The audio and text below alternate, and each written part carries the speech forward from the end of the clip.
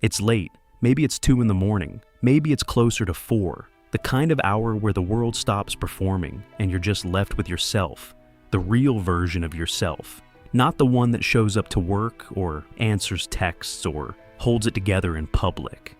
And somewhere in that stillness, the question surfaces. Is any of this real?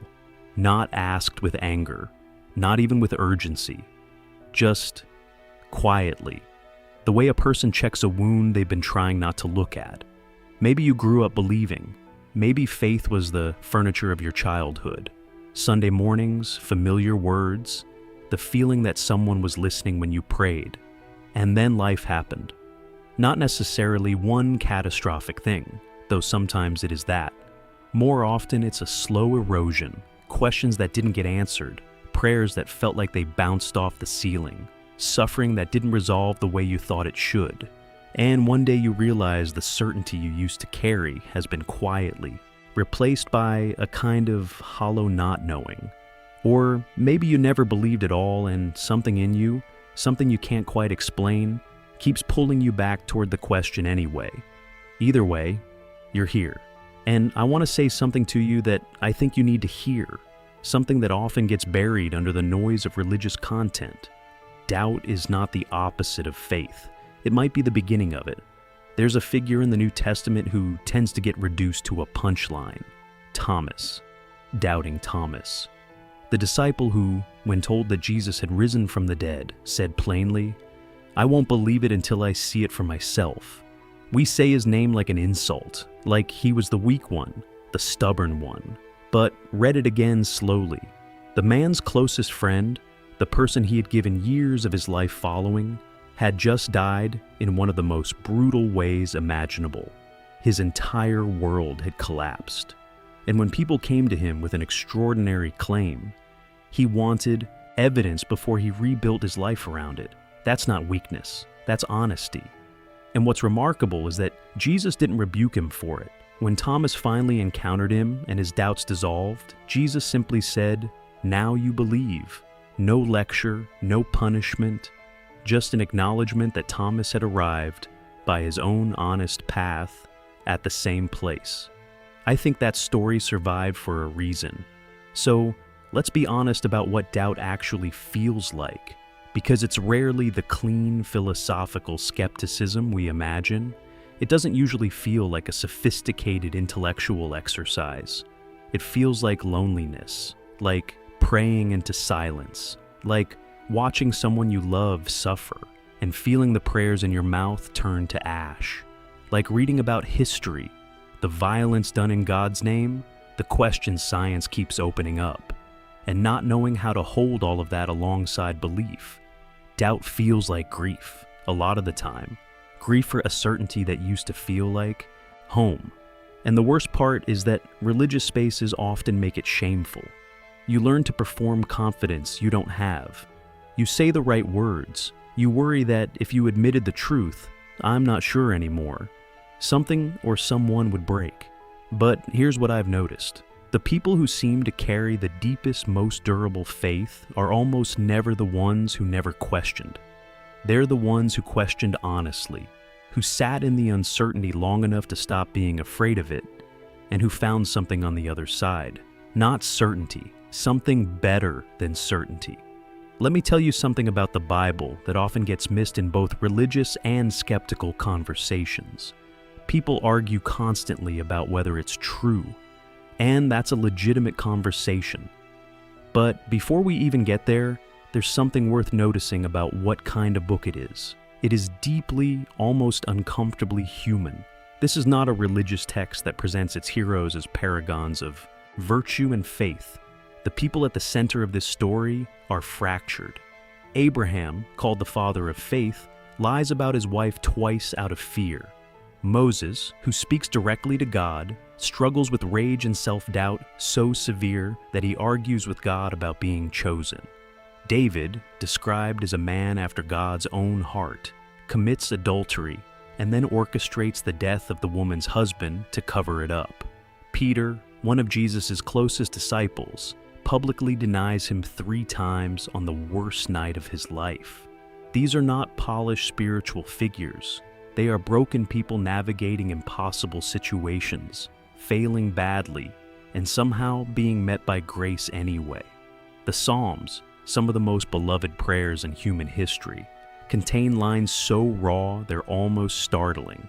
Psalm 88 ends without resolution, without comfort, just darkness. Darkness is my closest friend. That's in the Bible. The book of Job spends most of its length with a man raging at God, demanding an answer, refusing to accept the tidy explanations his religious friends offer. And at the end, God says Job spoke rightly. Not the people offering easy answers, the man who refused to pretend. Whatever you think about its origins, the Bible does something unusual. It tells the truth about human suffering. It doesn't resolve pain into neat lessons. It sits inside it. Now, I want to be careful here, because there's a version of this conversation that goes badly, where someone starts stacking up historical claims and prophecy statistics and archaeological evidence as if faith is a court case that can be won with enough data points. I don't think that's what most people in doubt actually need, and some of those claims don't hold up well under scrutiny anyway. But there are things worth knowing. The manuscript tradition for the New Testament is, from a purely historical standpoint, remarkable. Historians have far fewer ancient copies of works by Julius Caesar or Plato than they have of New Testament documents, many of which were written within living memory of the events they describe. That doesn't prove resurrection, but it does mean the skeptical dismissal of the Bible as some medieval invention doesn't match the historical record. The early Christian movement is also historically strange. Here is a small group of Jewish disciples, most of them lower class, most of them without political power, in the immediate aftermath of their leader's execution as a criminal. And within a few decades, this movement had spread across the Roman Empire. People who were not delusional, not social misfits, but ordinary men and women, were willing to endure imprisonment and execution rather than recant their claim that they had witnessed something. You can explain that away, but it requires an explanation. It doesn't explain itself. I raise these things not as proof, but as permission. Permission to take the question seriously. The intellectual tradition of Christianity is not a shallow one. Augustine, Aquinas, Pascal, Dostoevsky, C.S. Lewis. These were not credulous people running from hard questions. They were people who engaged them fully and arrived somewhere they hadn't expected. But let me come back to something more personal, because I think this is where the real conversation lives. We tend to think of faith as a cognitive position. Either you believe in God or you don't. Either you accept the claims or you reject them. And we treat it like choosing a political opinion. You weigh the evidence, you make a decision, you stick to it.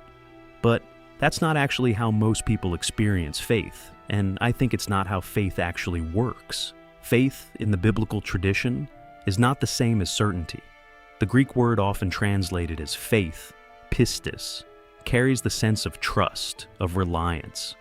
The way you trust a bridge when you walk across it. You haven't personally stress-tested every beam. You step onto it based on a combination of evidence and willingness. Both things are required, and trust, unlike certainty, can coexist with doubt. You can trust someone and still have moments of wondering. You can trust a bridge and still feel a flutter of anxiety at the midpoint. What most people in spiritual crisis are actually wrestling with isn't the absence of evidence. It's the absence of encounter. At some point, faith stopped feeling like a relationship and started feeling like a set of propositions to maintain. And propositions, unlike relationships, provide no warmth, no presence, no sense of being known. Here is something I've heard from people across wildly different backgrounds, different cultures, different stages of belief and unbelief. There are moments, inexplicable ones. A moment in the middle of devastation when something that felt like peace descended without reason. A moment of prayer, sometimes from the most reluctant, skeptical place, when something shifted.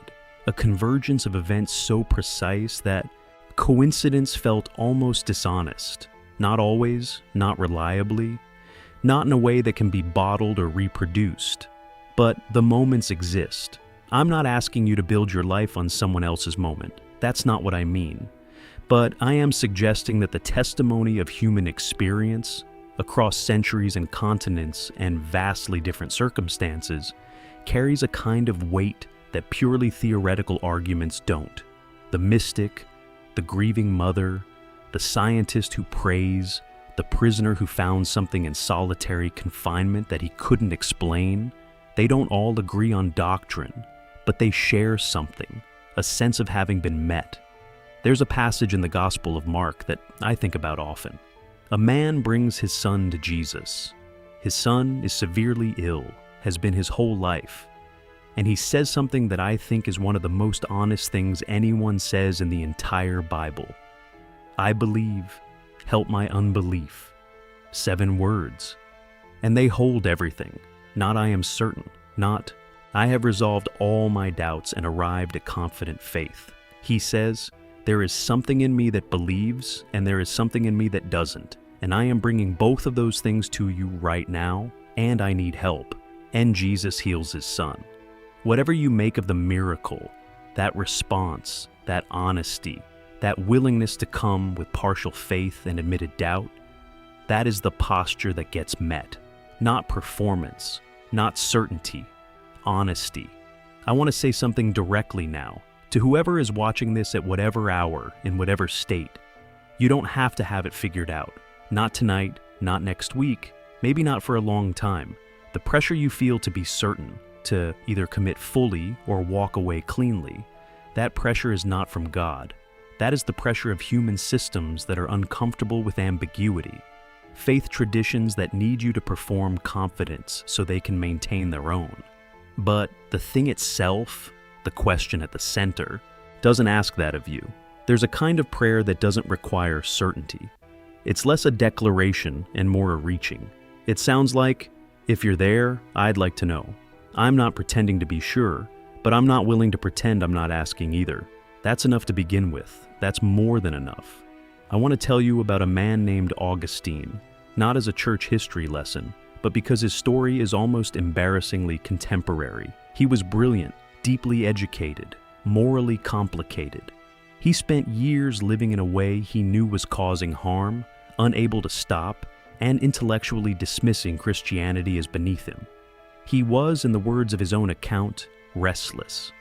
He writes in his Confessions, written in the 4th century but reading like something someone might write in a journal tonight, about sitting in a garden in crisis, unable to make himself take the step he knew he needed to take, and then hearing of all things a child's voice.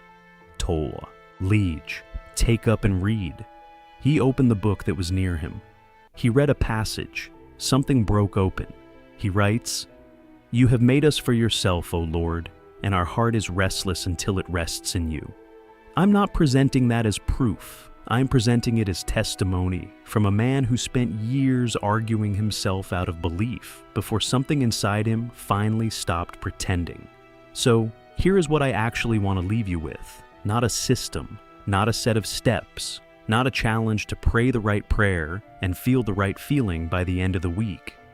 Just this: the emptiness you feel when you imagine a world with no God in it. That emptiness is data too. Not conclusive data, but the longing itself is worth paying attention to. Human beings are the only creatures who ache for transcendence, who write poetry about eternity, who stand at a graveside and refuse, at the deepest level, to accept that this is simply it. You might explain that as a quirk of evolution. You might explain it as projection, as wish fulfillment, as the brain seeking comfort. Those explanations exist, and they deserve honest engagement. But there's another explanation, that the longing is there because there's something to long for. And the only way to find out, really find out, not theoretically but actually, is to go toward it honestly, not with performed certainty, not with borrowed confidence, with your real questions, your real doubts, your real self, walking toward whatever is on the other side of that door. That's not a leap in the dark. It's a step toward a light you haven't let yourself look at directly yet. You don't have to have faith to begin. You just have to be willing to want it. And if you're watching this right now, at this hour, with all of this in your chest, I think you already are.